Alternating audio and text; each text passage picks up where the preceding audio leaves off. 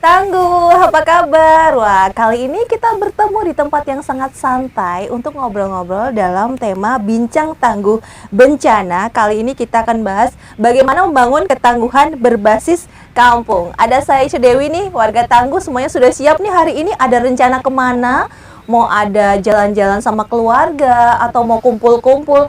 Ada mungkin target-target pekerjaan. Nah, ngumpul dulu di sini di podcast kali ini kita akan ngobrol bersama dengan tamu-tamu saya. Ada 3 orang yang sudah saya kumpulkan di sini untuk ngobrolin bersama tema yang menarik, membangun ketangguhan berbasis kampung. Saya bersama dengan anggota Komisi C DPRD Kota Yogyakarta, ada Bapak Agus Rianto. Pak Agus. Selamat pagi. Iya, gimana kabarnya Bapak? Baik-baik, alhamdulillah. Ya. Saya semuanya Tetap tangguh pokoknya Bapak tangguh, ya. harus Tetap tangguh. tangguh harus. Dan kita juga bersama dengan Bapak Nur Hidayat, Kepala BPBD Kota Yogyakarta. Bapak, salam tangguh selalu Bapak.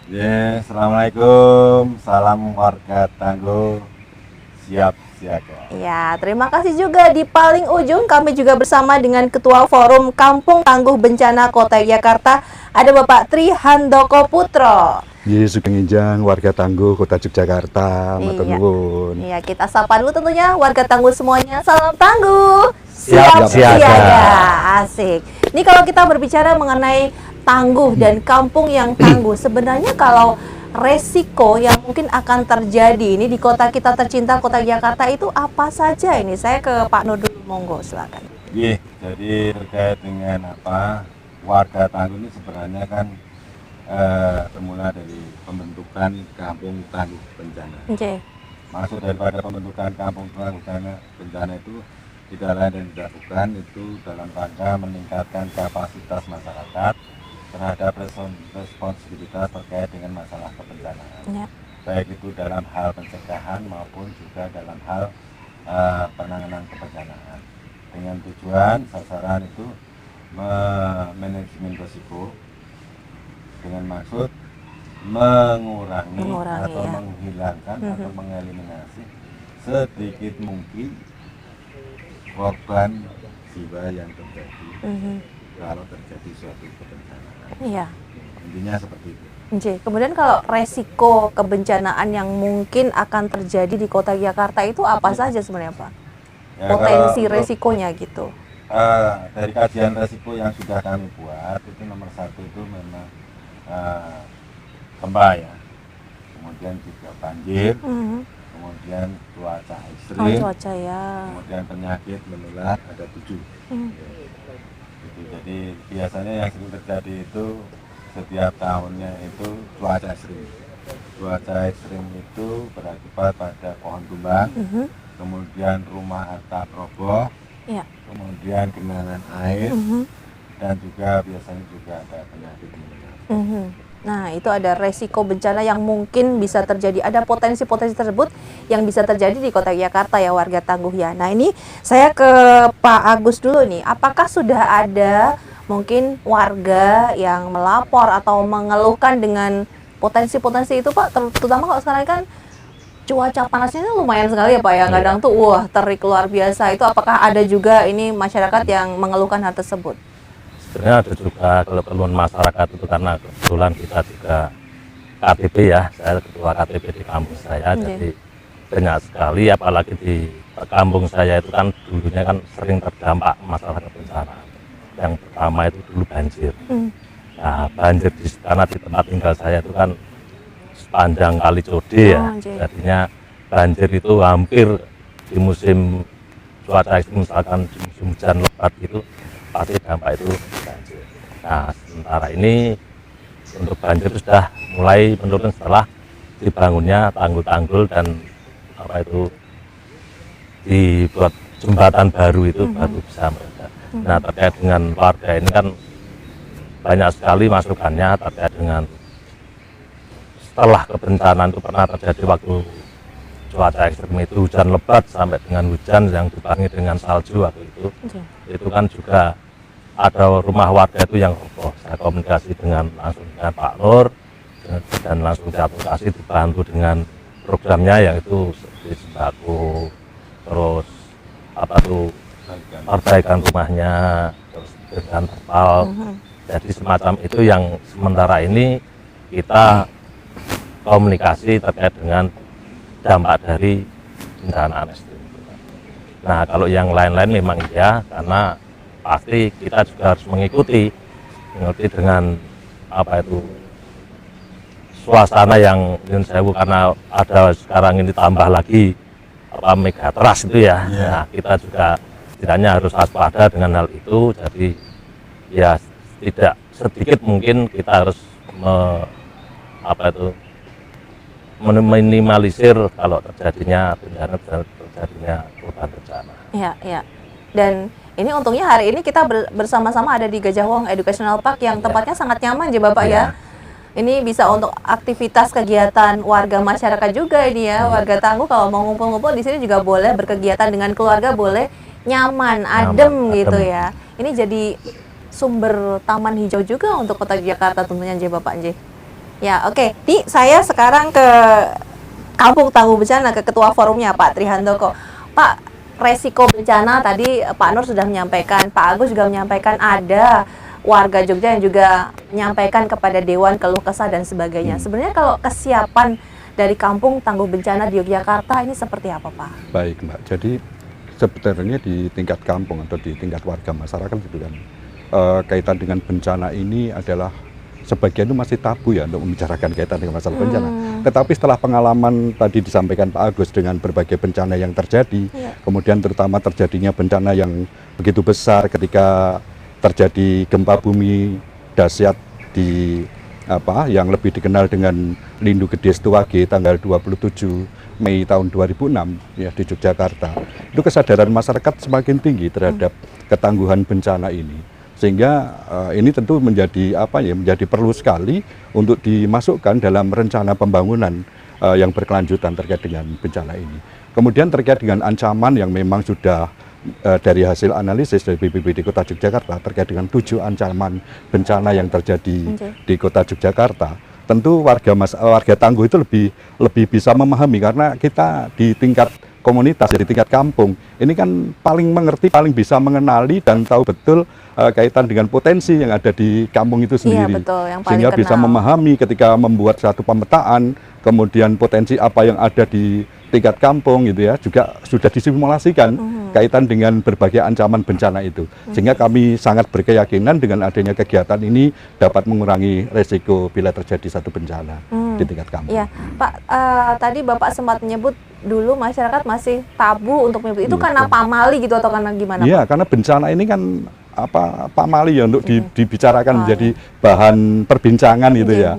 Tetapi ternyata ini hal yang sangat penting dan urgent, sangat mendesak untuk bisa tadi saya matur dimasukkan dalam sebuah perencanaan pembangunan yang berkelanjutan bahkan karena sehingga ketika BPBD ini membentuk suatu KTB Kampung Tangguh Bencana, ini merupakan satu hal yang sangat tepat sekali sehingga banyak daerah lain yang iri dan ingin belajar dari Kota Yogyakarta dalam mengurangi resiko bencana ini.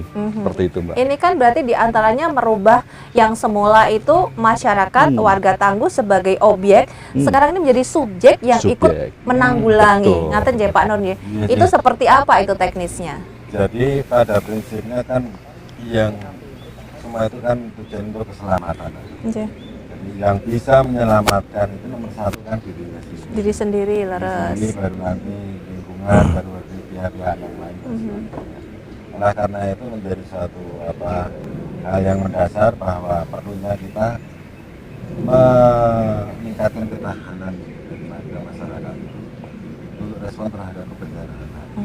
Kalau dia paham terhadap ancaman, dia paham terhadap pola penyelamatan, bagaimana dia kalau terjadi ini dia harus kemana, tentu itu akan dapat menjadi suatu ketahanan dirinya untuk bisa selamat dari ancaman bencana. Seperti di Legawong ini kita juga tidak hanya KTB itu tidak hanya peningkatan kapasitas masyarakatnya juga, tapi juga lingkungannya harus juga punya suatu surrounding area terkait dengan masalah antisipasi kebencanaan. Jadi termasuk ada jalur evakuasi di Legawong ini kan juga ada jalur evakuasi. Dan itu bagian daripada edukasi masyarakat ketika terjadi suatu bencana di mana titik kumpul itu harus ada, jalannya harus kemana. Kan tidak seperti pada waktu gempa 2006 ya. 2006 itu hampir korban jiwa itu karena juga tidak adanya suatu pola penyelamatan yang sistematis dari marga masyarakat. Yang selatan ke utara, yang utara ke selatan. Apalagi di kota Jogja ini jalannya sempit-sempit ya Mas. Sempit-sempit betul. Dari sisi Rono sisi ini. Jadi karena terjadi panik. Tapi Lalu lintas padat. Jadi kamu harus menyelamatkan bagaimana dan di mana itu sudah ada petunjuknya. Itu menjadi suatu hal yang bisa menyelamatkan marga masyarakat. Ya, ini mengenai jalur evakuasi ya, ini warga tangguh ya. Ini warga tangguh yang menyaksikan podcast kali ini tinggalnya di mana saja? Di sekitarnya ada kos-kosan atau pondokan juga kah? Apakah di gang-gang sempit juga? Ini gimana nih? Pak Dewan, ini kan di Yogyakarta ini kan bisa dikatakan ini juga kota pondokan, kota kos-kosan ya. Banyak yang tadinya rumah tinggal, lalu di tingkat sekian, nambah kamar, sampai gangnya jadi sempit dan sebagainya. Ini terkait dengan evakuasi untuk mitigasi itu seperti apa? Ada pemikiran ke depan, pandangan Bapak seperti apa nih Pak? Jadi terkait dengan petugasan ya. Nah, DPR dengan petugasnya ada 3 gitu, legislasi, penganggaran dan pengawasan. Jadi terkait dengan program itu sering dilakukan dari pihak BPBD. Nah, jadi terkait dengan hal itu juga bagian kita adalah komunikasi dengan BPBD. Juga itu sering kali kita lakukan di komisi ataupun di lain waktu, misalkan pas ngopi-ngopi atau gimana. Nah, terkait dengan pengawasan ini kita sering dengan BPBD dan KTB sering bertemu, entah itu di acara sosialisasi ataupun di acara review KTP. Jadi samping kita mendampingi juga mengawasi kegiatan di wilayah, jadi kita juga sering berjalan bersama untuk kampung. Dan samping itu untuk penganggaran ya, sampai dengan saat ini kan penganggaran itu masih selalu kita komunikasikan juga di komisi. Jadi dengan kalau misalkan sekarang ini baru sifatnya belum ada sosialisasi ataupun pengadaan barang ya Pak, karena efisiensi ini. Jadi terkait dengan hal itu sebenarnya itu sudah dilakukan dari dulu gitu. Ada jalur evakuasi seperti itu. Dan terkait dengan warga itu KTB itu kan kemarin sudah terkomunikasi ya, usulan dan gini-gini itu sudah terkomunikasi terkait dengan kita tahan dulu sampai dengan masukan dari warga, usulan warga itu seperti apa Pak? Kita akan jeda dulu, karena kadang kan kalau dari warga tangguh ketemu sama anggota dewan kan pasti akan lagi Pak ini gini-gini gitu kan ya Pak ya. Wah ya, ini warga tangguh yang ingin menyampaikan juga ini seperti apa Pak, ini kok belum dan sebagainya. Di sini dulu, ditahan dulu, kami akan kembali usai jeda, masih di Bincang Podcast kali ini. Jangan kemana-mana.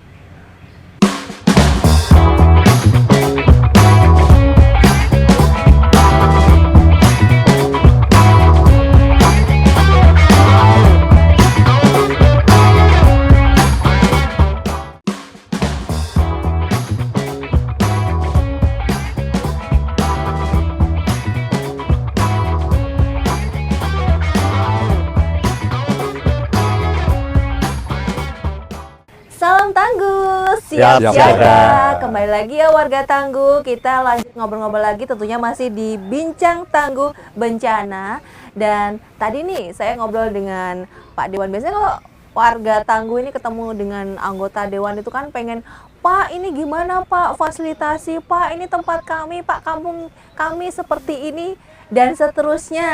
Ngaten Pak, itu terkait dengan fasilitasi. Tadi sudah ada beberapa masukan juga dari warga masyarakat tuh, bagaimana nih kemudian? Ya, sebenarnya kalau hasil dari aspirasi warga memang kebetulan kita di pengawasan ini sering bersama dengan BPBD untuk turun langsung bersama dengan KTB ya di wilayah itu, entah itu di acara review KTB ataupun sosialisasi. Memang banyak sekali masukan yang kami serap, sehingga kita juga akan nanti kita komunikasikan di komisi dengan BPBD, dengan Pak Nur dan jajarannya. Dan itu kan masukan itu ada yang bisa kita ambil untuk menjadi program, Ya. ada juga yang belum siap untuk dilaksanakan terkait dengan misalkan anggaran. Kalau anggarannya kita cukup, ya kita bisa untuk dilaksanakan selama itu memang menjadi prioritas atau selama itu menjadi kebutuhan peningkatan kapasitas untuk KTP itu sendiri. Saya geser ke Pak Ketua dulu nih, Pak Baik. Ketua Forum ini. Ini kalau nyambung dengan yang tadi Iya. pertanyaan saya sampaikan kepada Pak Bagus, Dewan, ya. ini masyarakat kan nanti yang akan bergerak menjadi, ya karena kan yang akan menolong dirinya sendiri kan pertama kan dirinya sendiri Nje, Bapak Nje. Betul. Nah ini bagaimana untuk meningkatkan keterlibatan masyarakat untuk hal tersebut, ngaten Pak? Baik, untuk meningkatkan keterlibatan masyarakat tentu ini dari BPBD yang disupport penuh dari anggota dewan terkait dengan penganggarannya ya tentunya untuk setiap kegiatannya. Ini sampai saat ini sudah luar biasa dan berkelanjutan terus. Ya. Ya, artinya warga Tangguh ini selalu ada pelatihan-pelatihan untuk peningkatan kapasitas karena kaitan dengan penyelamatan diri sendiri ini kan sangat penting ya, kaitannya ada pelatihan PPGD ya, kemudian latihan komunikasi menggunakan frekuensi dengan baik karena komunikasi bencana ini menjadi hal yang tidak mudah ya, beda dengan komunikasi biasa. Betul, karena betul. tadi isu megatrust itu kalau salah mengkomunikasikannya ini kan bisa malah terjadi kepanikan. Tapi juga bisa menjadi masyarakat menjadi abai gitu ya, karena selalu terus dijali dengan informasi gini orang kejadian apa-apa gitu, Ya, akhirnya betul, betul. malah jadi abai, sehingga masalah komunikasi ini memang penting sekali juga. Kemudian pelatihan di bidang lain terkait dengan logistik, kemudian dengan pendirian tenda kedaruratan dan lain-lain ini juga adanya jalur evakuasi, kemudian ada poin untuk titik kumpul dan sebagainya, ini sangat membantu sekali sepertinya gitu, Ya. Mbak. Termasuk juga pemangkasan ranting pohon-pohon ngaten Ya, Pak Nur. termasuk itu Mbak, karena termasuk di daerah Gembelaan ya, di tempat Pak Agus ini kan bahayanya luar biasa, hanya banjir, tapi juga ada longsor, tebing pemukiman, Ya. gitu ya, talut sungai, Banyak, ya. tebing pemukiman ini juga resikonya juga sangat tinggi Pak. Apalagi kalau terjadi seperti di tahun 2010 ya, ada erupsi Merapi itu kan lahar dingin masuk ke sana semua. Ya. Ini luar biasa, ancamannya cukup banyak, sehingga kami sangat bersyukur salah satu anggota KTB bisa menjadi anggota dewan. Ya. Ini artinya ini sudah relawan Itu shortcut ya Bapak, Shortcut. potong emas dan langsung ini, Langsung, ya. langsung duduk di sana. Jadi tahu yang diharapkan masyarakat seperti apa, jadi Ya. beliau bisa akan fasilitasi juga ngaten Betul. Nje. Ketika menerima keluhan dari masyarakat sudah sangat paham beliau ini, karena beliau ikut di dalamnya, jiwai sebagai seorang relawan itu Pak. Wes lahir ya, Pak. Lahir batin Pak. Sudah lahirnya seperti Ya, itu. gitu, Pak Mbak Nur, Ise. program-program apa ini yang mungkin pas kalau contohnya di cuaca yang seperti sekarang ini Yogyakarta ini program apa yang bisa digulirkan? Ya saya kira ini kan sudah rutinitas ya. Kalau cuaca ekstrim itu sudah rutinitas setiap tahun. Setiap tahun itu biasanya kalau cuaca ekstrim itu yang akan terjadi kan banjir, kemudian akibat itu semuanya pohon tumbang, Yeah. tanah longsor, kemudian rumah atap rusak. Nah, dalam hal terkait dengan banjir, kita sudah EWS, sudah pasang EWS Ya, sejak early warning system-nya. Warning system itu sebanyak ya dulu 17, sekarang tambah 9 sama yang otomatis jadi 26 di 3 sungai itu. Kemudian kalau terkait dengan atap rusak dan rumah roboh itu support sama Dewan. Kemarin sudah kurang baik, bagus, terima kasih. Jadi kita sudah menganggarkan. Iya. Ini estimasi berapa titik setiap hari itu ada kurang lebih 15, 20 setiap hari biasanya ada gitu. Jadi kita satu titiknya kadang-kadang kita 20 juta, 20 juta. Tapi permintaan masyarakat yang kadang-kadang 5 juta dan sebagainya. Hanya atap saja, tapi bukan berarti kita terus membuat rumah tidak layak huni, tapi layak fungsi. Layak fungsi ya. Istilahnya untuk penyelamatan itu bisa. Ya. Seperti itu. Itu hal terkait dengan cuaca ekstrim dan perlu kita lakukan. Jadi ke depan pun ini saya terima kasih, jadi satu hal yang memberikan motivasi bagi kita para pelaku Pak ini KTB dan Pak ini ya anggota dewan tapi ketua KTB juga. Ini sebenarnya potensi di Jogja ini kan sifat kerelawanan kemanusiaan Iya. itu sangat tinggi. Itu Iya. menjadi motivasi kita semuanya. Berbicara masalah bencana jadi senang. Menangani masalah bencana jadi masyarakat itu kan senang. Di Jogja itu kan kalau kebencanaan ada apa-apa itu kan Semangat kok. gotong royongnya Iya. ya. Semangat Iya. gotong royongnya pada datang. Ya. Cuma ketika datang kan banyak yang nonton aja Pak Henry ya kan. Tidak Betul. tahu apa-apa. Harus apa Nah, gitu. maka gunanya itu kami memberikan KTP itu meningkatkan kapasitas masyarakat. Oh, biar tahu ancamannya apa. Kemudian kalau terjadi apa-apa bisa menangani. Ya. Kemudian bisa memitigasi dari ancaman tadi. Ya. Sehingga peduli tidak hanya nonton saja, Ya. tapi bisa berperan serta. Jadi Pak Tri tadi pelatihan kita minta terus ini. Minta terus pelatihan BPBD atau tadi Betul. pasang tenda. Tenda. Jadi mereka tahu perannya masing-masing ketika terjadi ya. suatu bencana. Hmm. Nah, ini jadi ke depan memang saya dengan adanya kerelawan kemanusiaan itu kita ke depan akan lebih kolaboratif dalam membangun manajemen bencana ini. Oke. Kemarin sudah kita juga bentuk ya, Betul. APRB tingkat kota, itu ada Pentahelik itu unsurnya, ada Pak Dunia Kampus, ada juga Dunia usaha, kemudian ada masyarakat, kemudian ada pemerintah, Pemerintah. dan ada dunia media massa. Hmm. Sudah kita bentuk dan nanti ke depan termasuk ini supportnya Dewan Pers ini. Ya. Iya, Dewan ini luar biasa dari 2013 ketegasan itu. sampai sekarang pembentukannya sampai sekarang itu selalu mengiringi. Jadi orang gelem nek cuma mengawasi saja, Ya, ya, ya. tapi cawe-cawe kepengisor juga. Ya, ya. Ya, bahkan jadi anggota kan Ya. ketua KTP bahkan. Saya pengen belaan ya. Nah itu. Saking menghayatinya Saking juga. menghayatinya. Ya memang tadi suatu hal semangat yang membuat kita itu film kayak gini ini kemanusiaan ini karena masyarakat Jogja itu Iya. peduli. Mbak relawan itu banyak. Kalau satu KTP 30 orang ya. 30 orang. 30. 30 orang kali 165, 69 kampung. Sudah berapa itu? Oh, 69 kampung Mas. Iya. Ya. 169 kampung. Kali 30 Kali pengurusnya 30 aja ya. pengurusnya aja tuh. Kali Belum 30. anggotanya. Belum ya, belum anggotanya. Iya, iya. Jadi saya kira ini ke depan ini saya terima kasih bagi teman-teman di BRD, kemudian teman-teman KTP, Patri yang membawa di wilayah dan BRD semuanya. Sekarang semakin kita tuh semakin kolaboratif dan namanya Betul. Kolaborasi menjadi kunci Bapak ya. Ya. Bapak ini kan kalau yang tadi diceritakan Pak Nur ini kan sebenarnya konsepnya sama. Misalnya ada tetangga kita yang duwe gawe ngaten Iya. nggih. Lalu laden sok setu laden Nah. kan ngewangi sudah tahu masing-masing itu ya. maksudnya gitu. Aku sesuk sik Ya. ater-ater teh. Ya. Aku sik bagian ini. Jadi kan itu Sama gitu. sudah sama Pak ya. Sudah tahu apa yang harus dilakukan ngaten Ya. nggih kan. Jadi kan kampung tangguh bencana konsepnya juga seperti itu Iya. kan, Nggih. Jadi dalam pembentukan tangguh bencana itu kan ada berapa kali rapat, Nggih. musyawarah, kemudian musyawarah itu dalam rangka menentukan ancaman apa yang Iya, ada di betul, sini. betul. Kemudian organisasi yang dibentuk, peran apa yang harus dilaksanakan si A, si B, dan si C. Kemudian baru dilakukan simulasi. Betul. Ketika C. terjadi suatu bencana, oh kamu ke sana, kamu ke sana, Iya. perannya ini, kayak gitu. Jadi kita bentuk itu tidak istirahat ya Pak. 1 minggu itu pertemuan 1, 2, 3, dan 4. Nah, sudah jadi pengurus, sudah ada manajemennya, harapannya nanti kalau terjadi suatu kebencanaan itu ya insya Allah sudah menjadi suatu hal yang melekat ya. Betul. Oke. Ayo Pak, Rene sono gede-gede wis. Mantap. Kudu ngubungi sama. Oh, oke. Ya tadi kayak latihan tadi. Jadi Sudah tahu. intinya, kalau di latihan kan ada manajemen apa itu jenisnya? Apa? Penyajian. Penyajian Nje. Ini Kalau juga iya ya. Ya, manajemen kebencanaan. Kebencanaan.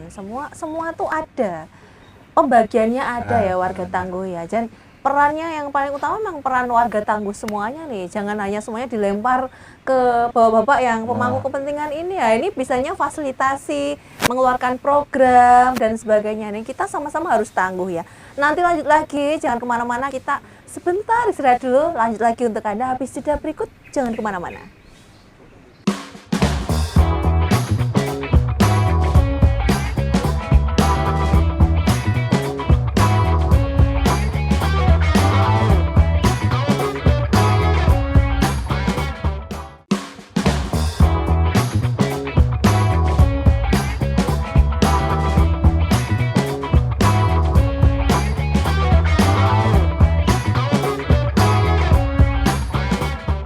Ya, terima kasih nih ya warga Tangguh masih siap sedia bersama dengan kita di podcast Bincang Tangguh Bencana ya. Kami masih berada di Gajah Wong Educational Park.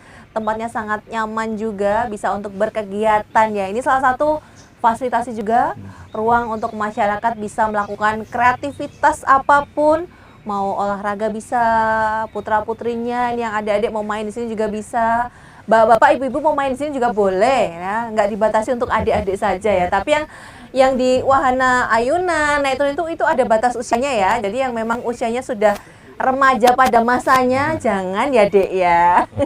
Kita lanjut lagi. Ramah anak juga. Ramah anak aja leres Ya. Bapak, leres ini juga dilihat ini burung-burungnya juga di sini bagus-bagus loh, cantik-cantik gitu, nyaman. Ini yang terutama Pak, kalau terkait dengan adanya ruang publik dan sebagainya ini ya, harus menjaga kebersihan, kenyamanan kan J. Kalau buang sampah sembarangan nanti khawatirnya ujung-ujungnya jadi resiko banjir juga gitu. Nih berbicara sedikit mengenai sampah itu Mas sekarang ini apakah masuk darurat juga bencana atau buatan Pak nih Pak Nur? Jadi terkait dengan bencana itu sebenarnya masalah darurat atau tidak, itu kan sebenarnya kan tingkatan ini ya, tingkat ancamannya dan tingkat apa resikonya. Oh J. Ya, sebenarnya kalau sampah itu Ada dari- level-levelnya ngatain J. ya, Kayak mie pedas Pak. level iya. Level ya. Sebenarnya itu kalau disebabkan karena apa human error, J.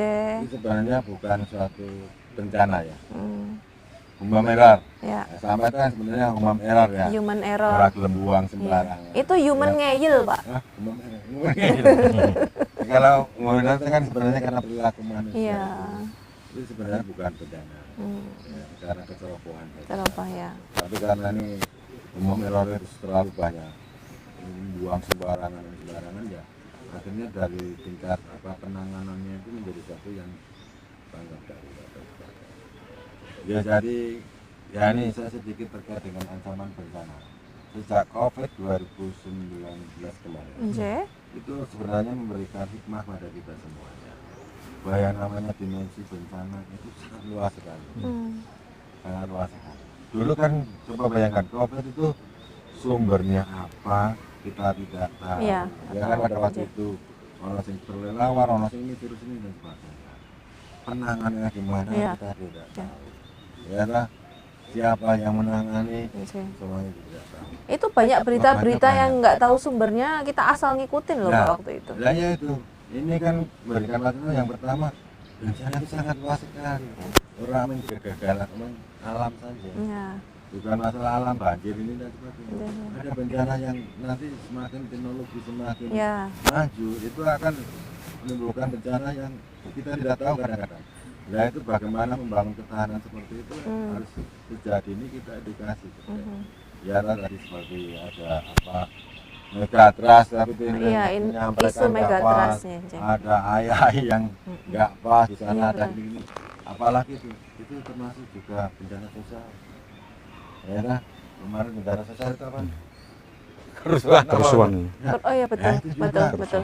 J. Itu kan juga. Jadi ini harus masyarakat harus pelajaran kebencanaan itu saya sudah usulin Pak Dewan juga nggak bisa masuk kurikulum dalam pendidikan ini sangat bagus. Ya, karena ini selalu menghinggapi kita semuanya dan setiap hari juga harus kita respon ini untuk penyelamatan kita semuanya. Itu bencana itu. Kemudian yang kedua, bahwa manajemen terkait dengan kebencanaan itu harus dibangun sekuat mungkin. Baik dari tingkat atas maupun tingkat bawah, termasuk tingkat wilayah. Kolaborasi apa dalam mitra kerja itu harus dibangun sedemikian mungkin. Dan Pak Dewan ini makanya selalu intensif terus. Mengamati tiap hari kan, kemudian cuaca ekstrim terus, ada gempa terus ya kan. Ya, itu jadi harus kolaborasi harus dibangun Ya. lebih kuat. Jadi insya Allah lah takdir itu urusan Tuhan, Urusan Tuhan, J. kualitas hidup Kita yang mengupayakan, J. Pak. ya, Oh. yang harus ikhtiar ya Pak Ari ya. Betul, Pak ya. Ustadz. Semangat Pak Tri. Pak Tri ini kalau masyarakat ini tadi saya menyambung yang disampaikan Pak Nur ya. Kan bisa dibilang dari bangun tidur sampai tidur lagi itu kan pegang gawai, pegang gadget J. Betul. Dan itu informasi di sana itu kan banyak banget, cepet banget bisa dikatakan. Yang kemarin sempat isu megatrust. Lalu kalau sekarang tuh banyak yang bikin konten-konten pakai dari AI dan sebagainya yang mungkin dari potongan-potongan Ya, apa iya. seolah-olah ini betul-betul akan terjadi, itu kan Ya. bahaya juga ya Bapak ya. Ini gimana kemudian kalau Bapak mengkondisikan juga untuk warga Tangguh itu supaya juga bisa mengkondisikan, oh jangan mikir yang aneh-aneh dulu, ngaten pripun Pak? Iya. Jadi warga Tangguh ini kami perannya kan langsung bersentuhan dengan masyarakat. Jadi kaitan dengan informasi-informasi yang ada, ini tentunya kami menyampaikan bahwa untuk informasi monggo diambil dari lembaga-lembaga yang resmi gitu ya. Terpercaya, Jadi ya. kita jangan, ya kalau lembaga resmi pasti terpercaya informasinya Oke, karena bisa oke. dipertanggungjawabkan Iya, gitu ya. betul. Tapi kalau informasi-informasi yang tidak resmi, kemudian ini kan kita juga sumbernya tidak jelas itu, ini sudah tidak usah kita hiraukan seperti itu. Itu selalu kita sampaikan juga ke warga masyarakat kita karena resiko dari suatu bencana ini kan juga kaitannya dengan pengembangan teknologi yang luar biasa. Sekarang ya kita tinggal ketik saja seperti apa, kemudian videonya udah bisa jadi sendiri. Kalau betul. dengan ya udah dikumpulkan jadi udah jadi sendiri, dibuat ngeri seperti apa Iya, bisa, betul. itu luar biasa. Iya, Ya. iya, iya. Dia sangat mirip dengan aslinya Pak Iya. Anje, itu memang bisa menjadi hoax yang sangat luar biasa. Nah untuk itu kami juga beberapa kali menyampaikan di beberapa forum pertemuan-pertemuan karena kebetulan kemarin ada review di 14 kecamatan sehingga kami bisa hadir langsung di kaitannya dengan masalah ini. Kami sampaikan secara khusus bahwasanya untuk informasi kebencanaan mohon untuk bisa diambil dari lembaga-lembaga yang resmi, terutama dari BPBD Kota Yogyakarta. Selain itu sudah tidak usah dihiraukan. Iya, Seperti betul itu. ya. Jadi Itu sumber yang bisa informasi kita pertama lakukan. ini warga Tangguh buka di sosial medianya masing-masing, cari akunnya dari BPBD. BPBD Ya. DIY gitu ya. Kalau yang Kota, Yogyakarta kota. juga ada, yang kota, ingin yang Indonesia juga ada gitu. BNPB itu. Iya, jadi jangan buka-bukanya tuh jangan yang Kalau portal yang cuaca BMKG. BMKG kalau terkait ya. cuaca. Kalau nanti warga Tangguh bukanya portal dari akunnya Nur Hidayat, oke, itu beda. Isinya Pak Nur jalan-jalan ngopi, ya kan? Itu beda gitu ya. Harus Ya, yang ya, ya. lembaga resmi ngatan. Saya kembali ke Pak Agus. Pak Agus, tapi sejauh ini kalau warga Tangguh, warga Kota Yogyakarta ini memang sudah teredukasi kan ya, kesiapsiagaan ngaten, kalau Bapak melihat seperti apa sejauh ini Pak? Kalau melihat dari warga kita sementara ini atau saat ini itu terkait dengan kewaspadaan dengan kebencanaan itu masih terus dilakukan. Salah satunya dengan komunikasi di grup WA ya. Iya, Karena iya. kebetulan saya ikut di grup WA Iya. KTP Kota, Iya, jadi iya. terkait dengan informasi bisa masuk ke sana. Iya. Tapi nanti kita informasi itu kita sampaikan ke grup yang sifatnya KTP yang digabung. Jadi terkait hal itu memang kita sebenarnya butuh komunikasi yang intens, yang intens untuk bisa harapannya tuh informasi-informasi yang benar itu bisa tersampaikan ke maksudnya ke kampung tingkat KTP Ke lah, masyarakat ke gitu lah ya, masyarakat. sampai gitu ke akar rumput. Jadi nanti ngaten. untuk mengantisipasi dengan hal itu, kemudian kita bisa mereda ataupun bisa menghindari permasalahan yang sifatnya apa. Iya, iya. Nah ini nih, mungkin warga Tangguh juga ingin tahu ini ya, kalau bapak-bapak dewan itu kalau dapat informasi dari akar rumput nih, misalnya dari grup atau dari langsung ada yang menyampaikan gitu, kemudian membahasnya itu di rapat itu yang dibahas seperti apa toh Pak, nanti kemudian bisa keluar, oh ya ini nanti akan ada fasilitasi program ini, itu bahasnya gimana Pak? Kalau sampai dengan saat ini tergantung ya, karena mitra. Jadi mitra kita di komisi kan tentunya mitranya dengan salah satunya BPBD. Oke. Nah, jadi nanti kita komunikasikan terkait dengan BPBD. Kalau masalah nanti terus masalah informasi kan ada di komisi yang lain. Jadi kita sampai dengan saat ini komunikasinya ya selalu kalau ada berita-berita yang dari masyarakat, informasi dari masyarakat, aspirasi dari masyarakat kita bawa ke komisi, kita rembuk di sana dengan dinas terkait. Jadi terkait dengan atau untuk menyelesaikan masalah itu pasti kita akan bahas di rapat komisi.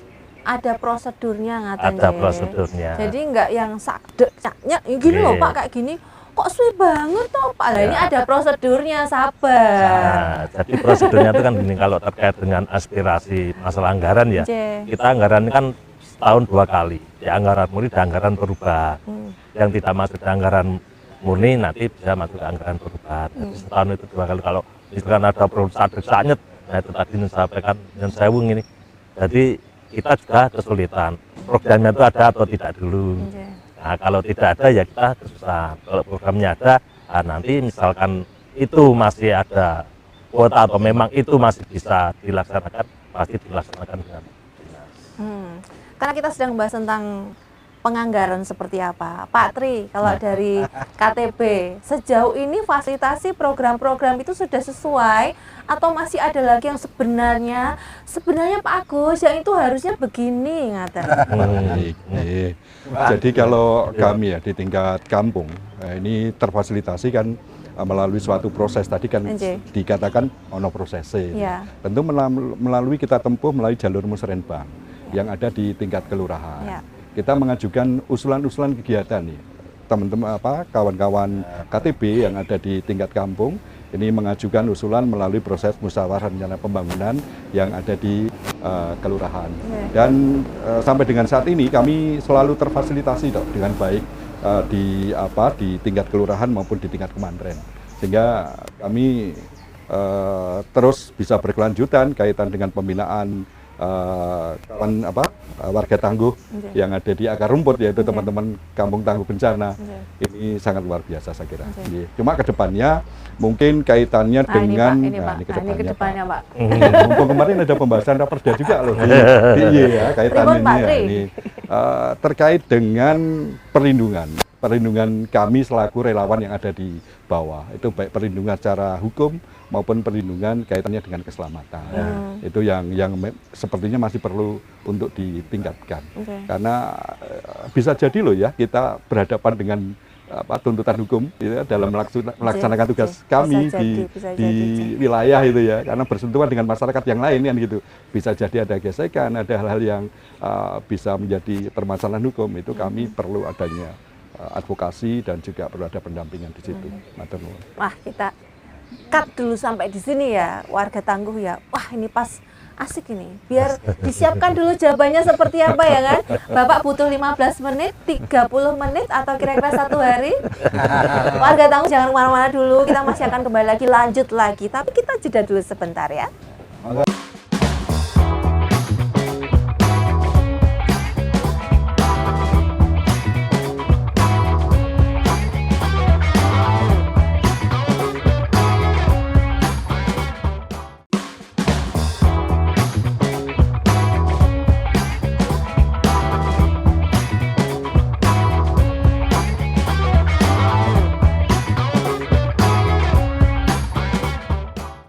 Warga tangguh, kita lanjut lagi ya, masih ngobrol-ngobrol di Bincang Tangguh Bencana ya. Ini tadi kita sempat terjeda dulu nih ya. Tadi Pak Tri menyampaikan ini gimana nih? Apakah ada satu ibarat itu kayak yang bisa mengkondisikan ya kan supaya ini para relawan, para pegiat ini terutama yang di KTB itu kalau mereka lagi melakukan satu kegiatan itu juga terfasilitasi aman, nyaman, karena kan bisa jadi nanti terbentur dengan kepentingan ini dan itu gitu kan ya. Ini sembari kita ngobrol-ngobrol santai, tentunya kami masih berada di Gajah Wong Educational Park. Ini sudah mulai banyak nih adik-adik yang datang main ya kan. Ini sebenarnya ini bapak-bapak ini juga pengen main, pengen ayunan ya kan, pengen pelorotan juga, tapi kan ada adik-adiknya jadi beliau-beliau ini ngalah. Pilih lenggah di sini aja. Ngaten ya Pak. Nanti kalau udah selesai ini syutingnya boleh Pak, nggak apa-apa. Nanti off cam boleh. Bercanda nggih, karena ini kan ada batasan usia juga yang kalau ayunan harus 5 tahun ke bawah ya. Dan itu diawasi juga. Karena cuma segini Pak ayunannya. Kalau untuk panjenengan-panjenengan nanti malah capek ngeluh ya, nggak bisa berdiri. Lanjut tadi Pak Tri menyampaikan juga ada benturan-benturan yang mungkin akan terjadi, sehingga ini sebenarnya perlu fasilitasi juga untuk mengkondisikan ngaten nggih regulasinya seperti apa. Tapi kalau dari Pak Nur sendiri dari BPBD apakah ada Pak sebenarnya yang bisa yang memayungi ngaten atau gimana, atau kita langsung ke Pak Agus? Ya, sebenarnya kan terkait dengan penyelenggaraan penanggulangan kebencanaan itu berbagai aturan yang Nggih. ada secara teknis bagaimana itu terkait dengan SOP, tadi kajian, dokumen itu sudah kita buat. kehadiran juga dengan edukasi antara kolaborasi dengan masyarakat, perlindungan masyarakat ini sedang dalam proses pembuatan. Oh, Juga ngaten. sudah ada. Cuma muatan-muatannya, konten-kontennya kan nanti juga sudah dimasukkan tadi ya Pak, Ya. sudah dibahas di tingkat Provinsi untuk rapat. terkait dengan perlindungan relawan. Hmm. Ini sudah dalam bahasan. Di kota tadi benar-benar Pak Agus juga mau diusulkan ini ada apa kan ini ya kan masyarakat selama ini juga sudah dapat BPJS dan Ya. sebagainya. Mungkinkah yang relawan ini ada satu perlindungan khusus? Iya, tambahan gitu kan. Tambahan. Iya. Oh, iya, Ya jen, kan jen, jen. gitu. Ya ini baru kita dalam formulasi rumusan Iya. dan pembicaraan kita. Insya Allah nanti juga akan hadir semuanya. Tapi itu mungkin nggih, Pak Agus nggih, misalnya nih ada usulan yang sudah mulai disusun nggih sama Pak Nur dan beserta tim itu nanti apakah mungkin ada yang di BPJS Ketenagakerjaan untuk yang tadi nggih diantaranya untuk bisa melindungi gitu. Tapi mungkin juga itu Pak. Kemungkinan mungkin, Oh, ya. oke. Tapi saya bisa ibarat kalau menggaransi belum berani Iya. karena nanti juga itu terkait juga dengan kesediaan anggaran gitu. Oh, nggih. Nah kalau anggaran itu bisa mencukupi Nggih. pasti kenapa tidak. Ya. Nah, usulan itu kemarin juga sudah pernah disampaikan waktu itu saya ikut bersama di review KTP. Nggih. Maaf tidak saya sebutkan kampungnya ya. Ya. Jadi sana usulannya itu salah satunya adalah terkait dengan minta untuk dibuatkan jasa raja ketenagakerjaan. Oh ya. Karena KTP ini juga garda terdepan, KTP ini juga seringkali melakukan kegiatan untuk penanganan bencana dan penanganan bencana. Nah, waktu itu juga pernah ada cerita waktu menebang pohon, karena pohon itu sudah roboh dan robohnya itu di jalan, jadi BPBD ini sering membantu dalam membersihkan dari pohon-pohon yang tumbang di jalan. Itu kan bawa senso gitu, Ya. bawa senso sudah kena di lengan. Nah, Hmm. ini kan seringkali terjadi di masyarakat atau di petugas KTP itu sendiri jadinya atau relawan KTP itu sendiri jadinya itu harus kita jaga, maksudnya harus kita ngawekani biar terkait dengan pembiayaannya, biar terkait dengan pendanaannya itu bisa tercukupi. Ya. Nah, salah satunya akan segera kita bahas nanti Pak, usulan ini kita di komisi kita diskusikan dan kita rapatkan secara formal, jadi nanti dengan usulan itu semoga bisa terrealisasi sesuai dengan kemampuan anggaran di Ya. Kota Jakarta. Ya. Pak, tapi kalau alokasi anggaran itu untuk yang terkait yang kebencanaan ya, paling besar itu untuk apa Pak? Alokasi anggaran untuk Mitigasi kebencanaan. nggih, untuk mitigasi itu paling besar untuk apa Nah, kalau yang dianggarkan? atau anggaran yang terbesar itu adalah sosialisasi. Sosialisasinya. Itu Oh, bisa nggak terkait dengan review KTP, itu juga bisa. nggih, nggih. Dan terkait juga dengan pelatihan. Hmm. Juga bisa. Jadi sampai dengan saat ini kita masih selalu komunikasi terkait dengan anggaran-anggaran itu agar bisa terrealisasi. Karena saya kalau saat ini memang banyak kegiatan, banyak program yang belum bisa terlaksana karena efisiensi anggaran. Nggih, terus. Jadi harapannya nanti kalau misalkan efisiensi anggaran itu bisa atau kita bisa menjaga ritmenya atau menjaga kegiatannya Ya. agar nanti dipilah-pilah yang Nggih. itu sangat penting nanti Ketemu urgen yang ini yang cocok yang mana, Nah, nah itu. yang akan kita Ya. Nah ini pas Pak, sekarang kan masyarakat kan banyak, warga Tangguh kan banyak yang kemana-mana mau tidur apa pegang gawai. Nah ini nonton podcast ya kan, jadi tersampaikan informasinya. Cocok ya warga Tangguh ya. Pak Tri, kira-kira ada masukan nggak terkait dengan sosialisasi itu yang pas seperti apa yang langsung bisa sampai ke masyarakat? Baik, terkait dengan sosialisasi sebenarnya kan sudah memang ini rutin dilaksanakan ya, karena Oke. kaitannya dengan peningkatan kapasitas dari relawan KTP. Yang kami sampaikan tadi kaitannya dengan perlindungan hukum ya, perlindungan hukum untuk relawan yang dalam tadi melaksanakan tugas kerelawanannya terkait dengan berbagai pihak. Ya. Ini juga perlu adanya semacam semacam Ada payung hukum regulasi yang jelas ya, memayungi atau nggih. wujudnya nanti entah apa peraturan daerah ataupun apa turunannya seperti apa gitu ya, supaya kami itu dapat melaksanakan tugas itu dengan lebih tenang, pasti dengan lebih tenang. Kemudian yang selanjutnya fasilitasi dari pemerintah kota yang teranggarkan dari DPRD Kota Yogyakarta melalui penyalurannya melalui BPBD ini sudah sangat luar biasa. Ke 169 kampung hampir setiap KTP itu 50 juta untuk pengadaan peralatan yang dihibahkan langsung ke masyarakat.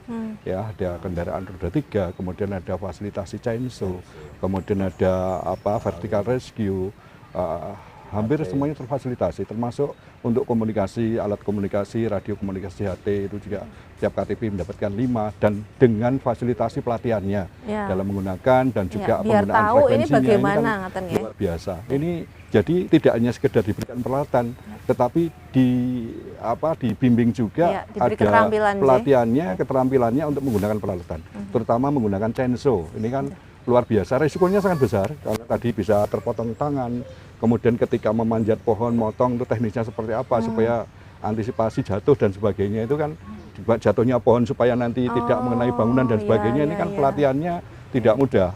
Kami merasa sangat terfasilitasi oleh BPUD Kota Yogyakarta, dan ini mudah-mudahan karena baru ada pengetatan anggaran, mudah-mudahan segera bisa ada kelonggaran, dan kami untuk teman-teman relawan KTP yang belum berkesempatan, kan ada pembentukan KTP yang baru di 2024, ini mungkin perlu penguatan kembali gitu, dan juga review untuk teman-teman yang tahun 2014, 2015 itu mungkin sebagian pengurus dan anggota, karena mobilitas penduduk di Kota Yogyakarta kan sangat cepat gitu ya, mungkin sudah ada pergantian pengurus, pergantian anggota dan sebagainya, ini perlu masih ada pelatihan-pelatihan kembali. Saya rasa itu. Terima kasih. Termasuk juga kalau sosialisasi kan bisa lebih luas ya Bapak ya, untuk yang ke ibu-ibu mungkin, karena ibu-ibu itu kan sumber informasi di satu keluarga nggih.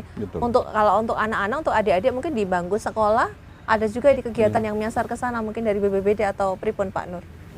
Kalau yang sosialisasi ini kan kalau di antaranya yang penting kan juga di ibu-ibu, karena kan yang itu menyampaikan informasi lengkap ke keluarga, sama yang anak-anak di sekolah juga iya ya. Iya, jadi terkait pembicaraan dari berbagai hal tadi kan juga memberikan suatu respon kita ya. Yang pertama itu saya kira kita perlu terus mengedukasi kepada masyarakat. Masyarakat itu baik anak-anak, difabel, ibu-ibu dan sebagainya. Terus Sikap kewaspadaan itu hadirkanlah seperti orang Jawa dulu. Ojo ini, ojo gini, ojo gini, kundang ini. Itu ditanamkan. Ya, ada kehati-hatian. Ada kehati-hatian. Karena juga bencana kan kita tidak tahu. Tapi sangat luas ya Pak ini. Sebenarnya sekarang juga ada gadget dan sebagainya itu, ya kan? Jadi satu sifat kewaspadaan itu harus kita hadirkan dalam hal kebencanaan. Kemudian yang kedua, sampaikan informasi secepat mungkin dengan hal-hal yang menyebabkan kejadian maupun ke bencana. Karena kunci penanganan penyelesaian itu cepat informasi, tepat sasaran. Tepatnya, cepat dan tepatnya. Kemudian yang ketiga, yang terakhir pesan saya dari perbincangan tadi itu kan jadi ada gadget, ada AI, kalau berbicara bencana itu aja sembrono. Itu aja pesan saya pertama lagi ya. Aja sembrono. Karena bencana itu akan juga kalau sembrono nanti akan memberikan apa yang bahaya ya dari orang lain, menginformasikan kami keras, jangan berlebihan, ada kebencanaan apa, jangan berlebihan, ini membuat panik masyarakat. Jadi yang terakhir pesan saya kepada masyarakat semuanya, jadi satu kewaspadaan, kan sehat, yang kedua tadi apa?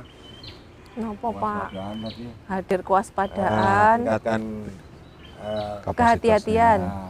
Tingkatkan keterampilan, responsibilitas. Ojo sembrono.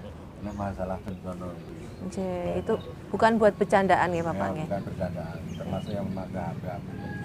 Betul sekali, pakai AI harus bijaksana juga ya, ini warga tanggung ya. Dan terakhir, takdir urusan Tuhan, kualitas hidup urusan kita. Iya, takdir urusan Tuhan, kualitas hidup kita yang mengusahakan. Cocok. Terakhir monggo Pak Agus, ada himbauan juga kepada warga Tangguh ini, apa yang bisa diupayakan bersama ngaten. Berarti harapan ini ya. Ngapunten, J, monggo Pak. Harapan kita sebagai anggota DPRD Komisi harapan yang BPBD adalah salah satu mitra kita di Komisi C dan KTP juga peranakan dari BPBD. Jadi terkait dengan itu kita ingin sekali komunikasi ini terus berlanjut, bersinambung dan komunikasinya harus intens. Karena harapan kami juga harus menyerap aspirasi dari teman-teman di KTP di bawah, sehingga komunikasi terkait dengan aspirasi bagaimana caranya menyelesaikan permasalahan terkait dengan kebencanaan di wilayah itu bisa terselesaikan. Harapan kita juga terus meluas, nanti jangkauannya juga harus meluas sehingga bisa bermanfaat untuk masyarakat Kota Yogyakarta. Betul sekali ya, karena ini kan KTP ini kan bersama dengan masyarakat ini kan yang paling depan, garda terdepan. Tapi juga DPRD ini akan mendukung lewat kebijakan, fasilitasi, dan semua bersatu untuk Jogja yang tangguh bencana. Ngaten nggih Pak Nur nggih. Ya sekali lagi kita ucapkan terima kasih matur nuwun sanget Bapak bertiga, Pak Agus Rianto, Pak Nur Hidayat dan juga Pak Tri Handoko Putra sudah kerso ngobrol-ngobrol sarengan untuk warga tangguh juga. Warga jangan cuma nonton podcastnya aja, tapi harus menyiapkan diri juga ya kan. Karena kalau kita mau lebih nyaman hidupnya, kita yang mengupayakan ya. Karena takdir itu urusan Tuhan. Tadi Pak Nur ngendikan ngaten nggih, tapi kita yang mengupayakan supaya hidup kita lebih nyaman, kita lebih enak, dan harus sabar ya. Semua itu ada prosesnya nggih warga Jogja ya. Cepat iya tapi harus tepat. Terus nggih. Enggak sekedar sat-set aja. Nah, yang terakhir kita akan ketemu lagi di podcast berikutnya, tapi sebelum itu kita akan bareng-bareng juga dulu ya. Ini warga boleh apa ini? Boleh berikan komentar masukan juga. Monggo silahkan ya, ini biar langsung dibaca oleh bapak-bapak bertiga ini juga ya. Tuliskan komentar masukannya juga seperti apa tentang Jogja yang lebih tangguh lagi, Jogja lebih siap lagi. Kita pamit dulu. Saya Isa Dewi, terima kasih sudah menyaksikan podcast Bincang Tangguh Bencana dan salam tangguh siap siaga.